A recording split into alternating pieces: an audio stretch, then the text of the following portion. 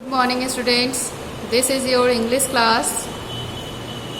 Today I'll explain you next half remain section of chapter 3 of your English book. Chapter name Jumpin finds a friend. But first I remind you what was chapter. पहले हम लोग इस chapter में क्या था हम लोग पहले जानेंगे. In this chapter we studied about a little frog whose name was Jumpin. इस चैप्टर में हम लोगों ने एक छोटे से मेंढक के बारे में पढ़ा है जिसका नाम जम्पिन है. वह नाम उसका जम्पिन कैसे पड़ा ये भी हम लोग इस चैप्टर में पढ़े थे कि उसके सारे फ्रेंड्स उसके फैमिली मेम्बर जब पॉन्ड के अंदर तैरते रहते थे और यह ऊपर बैठकर देखता था तब सभी उसे बुलाते थे jump in, come jump in. It means कि तुम भी अंदर आओ, कूदो पानी में. और सभी जब उसे ऐसा बोलते थे तो जंपिन को ऐसा लगा कि उसका नेम ही जंपिन है और इस प्रकार वह अपना नाम जंपिन समझने लगा और सभी को यही बताया करता था कि उसका नाम जंपिन है. और हम लोग यह भी पढ़े थे कि जंपिन को पानी में रहना, पानी में तैरना बहुत डर लगता था. उसे बिल्कुल पसंद नहीं था पानी में तैरना.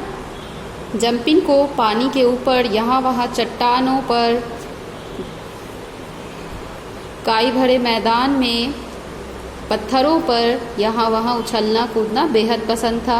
और जब वह यहाँ वहाँ उछलता कूदता था तो एक सॉन्ग गाया करता था जो कि हम लोग पिछले क्लास में पढ़ चुके हैं.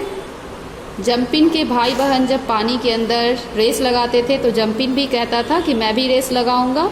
और उसकी बहन फिर बोलती थी कि हम लोगों को कैसे पता चलेगा कि कौन जीता. तो जंपिन बोलता कि मैं पानी के ऊपर दौड़ूंगा तालाब के इस किनारे से उस किनारे तक और तुम लोग पानी के अंदर, जो पहले दूसरे एंड पर पहुंचेगा वो जीत जाएगा. Now let's go on our next topic. Jumpin's mother was worried. How long could he live alone on the bank. Jumpin की माँ हमेशा चिंतित रहती थी कि जंपिन कब तक किनारे पर अकेला रहेगा. There were so many enemies there like the birds and snakes and lizards and hedgehogs. वहाँ तालाब के ऊपर बहुत सारे जंपिन के दुश्मन रहते थे जैसे कि बर्ड्स, स्नेक्स, लिजार्ड्स, हेजहॉग्स. हेजहॉग्स का मतलब होता है झाऊ चूहा. ये सब जंपिन को चोट पहुँचा सकते थे, उसे खा सकते थे. इस बात को लेकर उसके पेरेंट्स हमेशा चिंतित रहते थे. Push him into the water, he will learn to swim, said one old bullfrog.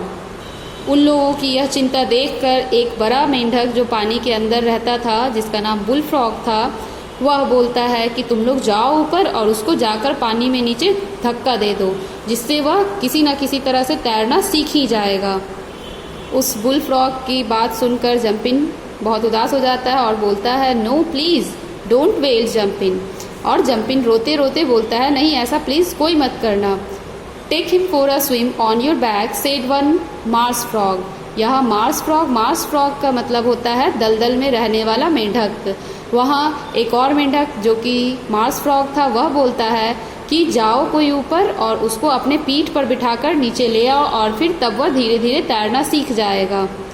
उस मार्स फ्रॉग की बात सुनकर एक और मेंढक जो पानी के ऊपर, वह मेंढक बूढ़ा था, पानी के ऊपर चट्टान पर रहता था, वह बोलता है there are enemies in the water too, said a rough voice. Jumpin looked back with a start. It was an old sitting toad sitting on a rock near him.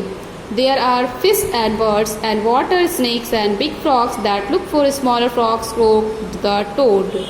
वह बूढ़ा मेंढक क्या बोलता है कि पानी के अंदर भी तो जंपिन के बहुत सारे दुश्मन रहते हैं जैसे कि बड़ी बड़ी मछलियाँ, वाटर स्नेक्स और इसके अलावा बड़े मेंढक जो कि छोटे मेंढक को खा जाया करते हैं. वे भी तो जंपिन को पानी के अंदर दुख पहुंचा सकते हैं, चोट पहुंचा सकते हैं.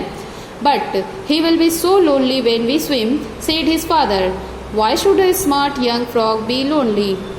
लेकिन उस बूढ़े मेंढक की बात सुनकर जंपिन के फादर बोलते हैं कि यह कब तक अकेला ऊपर रहेगा, ऊपर इसके बहुत सारे दुश्मन हैं. तो जंपिन के फादर को वह बूढ़ा मेंढक रिप्लाई करता है यह अकेला क्यों रहेगा, यह बहुत ही स्मार्ट है, यह हमेशा मेरे साथ रहेगा.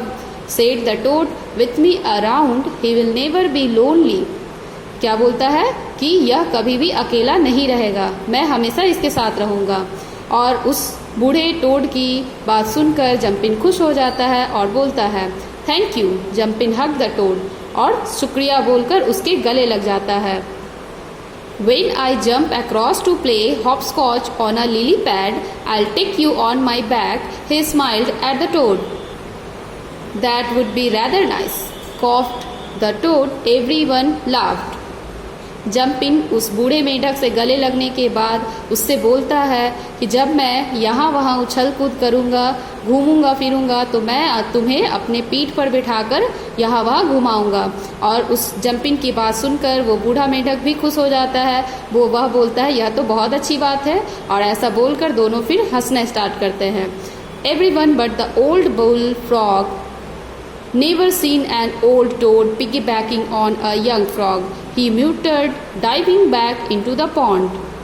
सभी को खुश देखकर वह बूढ़ा मेंढक जो कि पानी के अंदर रहता था, जिसका नाम बुल फ्रॉग था, वह गुस्से में आकर बोलता है कभी किसी ने यह नहीं देखा होगा कि एक बूढ़े मेंढक को बड़े मेंढक को कोई छोटा मेंढक अपने पीठ पर बिठाकर घुमाएगा।